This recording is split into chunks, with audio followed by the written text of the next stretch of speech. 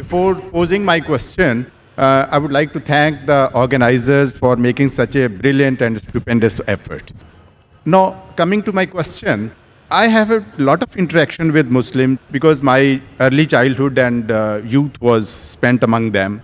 But one question has always been not really understood by me, the definition of Allah. Because to my mind and the way it has been given to me by my Muslim friends and acquaintances, that their definition of Allah basically is negation of other faiths and also non-acceptance of their definition of God as such. Your scholarship is very profound. I would like to be benefited by it. The brother asked a very good question, very important question, that he wants to know one thing which has been always in his mind. What is the definition of Allah in Islam? And the definition also includes many things which is negation, and it contradicts the definition of the other faiths. In fact, in Islam, the definition of Allah says what Allah is and also says what Allah is not. Besides knowing what God is, it is also important to know what God is not. So that if someone falsely claims that so-and-so is God, you can easily come to know this is a false claim. As far as the reply to what is the definition of Allah, the best reply that any Muslim can give you is from the Quran, from Surah Ikhlas, chapter number 112, verse number 1 to 4, which says, Kul huwallahu ahad. Say He is Allah one and only. Allahu samad. Allah, the absolute and eternal. Lam yalid walam yulad. He begets not, nor is he begotten. Walam yakul lahu kufuwan ahad. There is nothing like him. This is a four-line definition of Allah subhanahu wa ta'ala, of Almighty God, given in the glorious Quran. This is the touchstone of theology. It is the litmus test to identify any person says so-and-so candidate is God. If that candidate fits in this four-line definition, we Muslims have got no objection in accepting that candidate to be God. The first is, Qul huwallahu ahad. Say it's Allah one and only. Allahu samad. Allah, the absolute and eternal. Lam yalid walam yulad. He begets not, nor is he begotten. Walam yakul lahu kufuwan ahad. There is nothing like him. For example, I'll give you an example. There are some human beings who say that Bhagwan Rajneesh is God.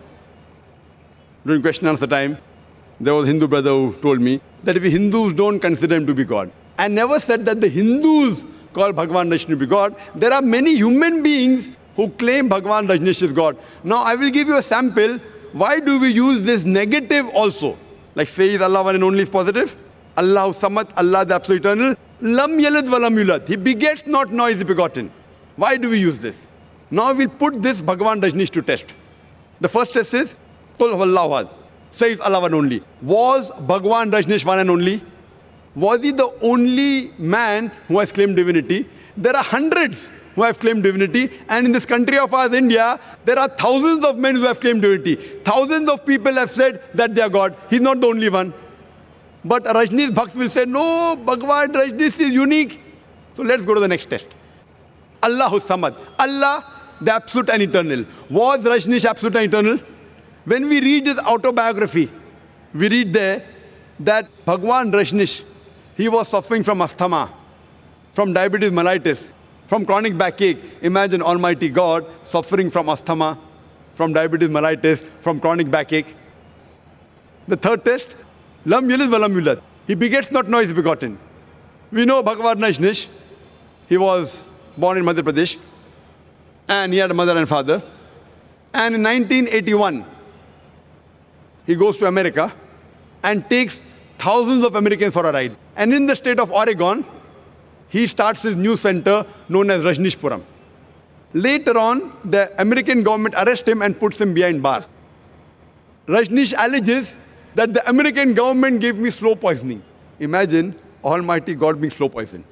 And 1985, the American government kicks him out of the country. He comes back to India and goes back to the city of Pune.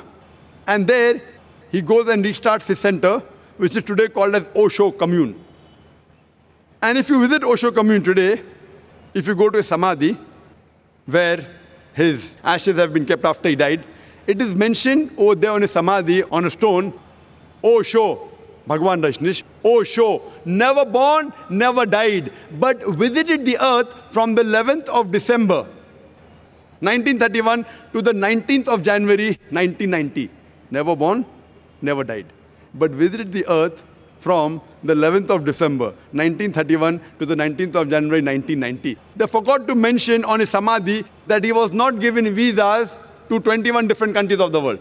Imagine Almighty God coming on this earth to visit different countries and requires visas. And the last test, Walam Yakullahu Kufuwan Ahad, is so stringent that the moment you can compare God to anything in this world, he is not God. Walam Yakullahu Kufuwan Ahad.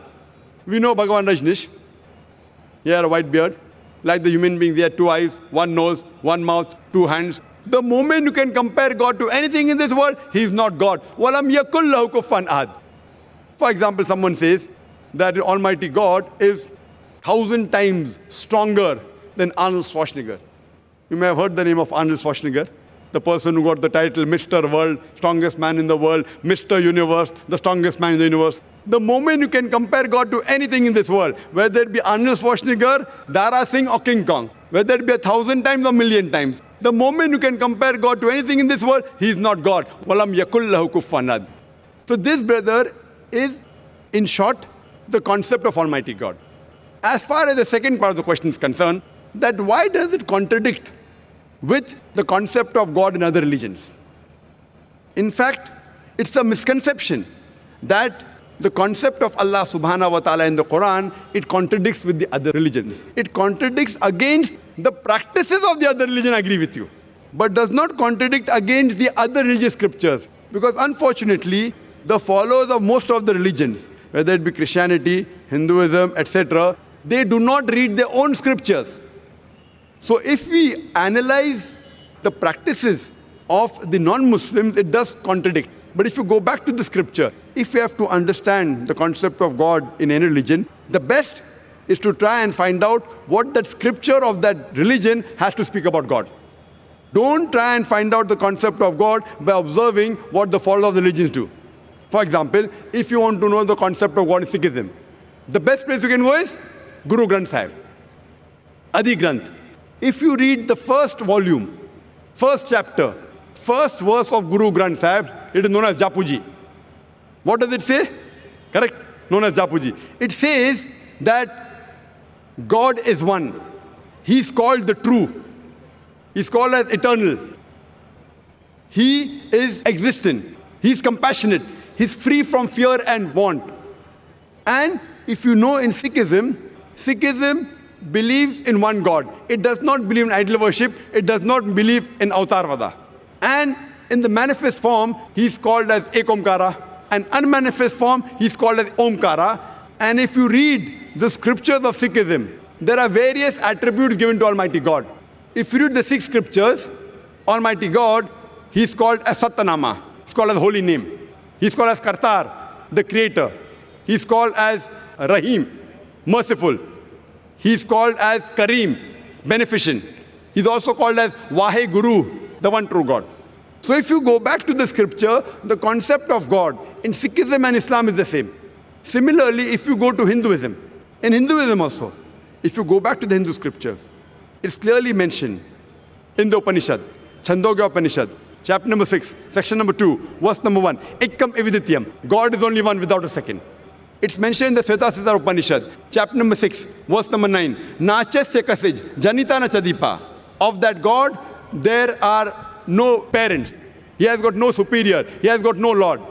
It's mentioned in Svetasasara Upanishad, chapter number 4, verse number 19, as well as Yajurved, chapter number 32, verse number 3, Na Trasya Pratima Asti. Of that God, there is no Pratima.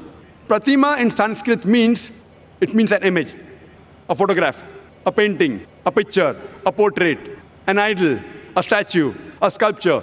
So it says, Na Tasya Pratima Asti. Of that God, there is no image, there is no painting, there is no portrait, there is no photograph, no sculpture, no idol, no statue. But unfortunately, yet you find that Hindus are doing idol worship. Who's to blame? I'm quoting the Vedas. Vedas is the highest authority amongst all the Hindu scriptures. But yet you find that Hindus do idol worship. Why?